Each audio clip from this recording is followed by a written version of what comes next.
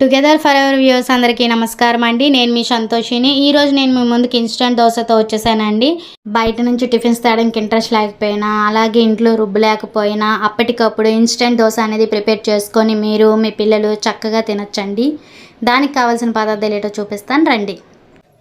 1 cup గోధుమ పిండి, 1/2 cup శనగపిండి, 1 కప్పు సుజీ రవ్వ, 1 కప్పు అటుకులు, 1 స్పూన్ షుగర్ అనేది తీసుకుంటున్నాం. వీటన్నిటిని మనం మిక్సీ జార్లో వేసుకుంటున్నామండి.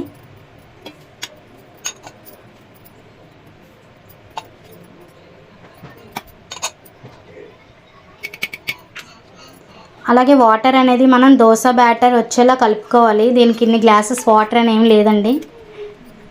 ఇదంతా మిక్సీ పట్టేసుకోవాలి. మనం దీన్ని గ్రైండ్ చేసుకున్నాక మనకి దోశ బ్యాటర్ అనేది వచ్చే వరకు మనం కొంచెం గ్రైండ్ చేసుకుంటాం.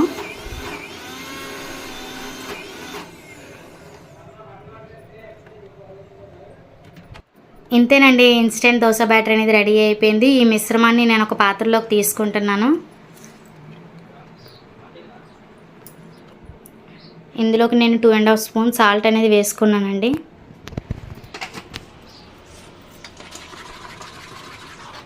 సాల్ట్ అంతా కరిగేలా బాగా కలుపుకున్నాం. చూసారు కదండి,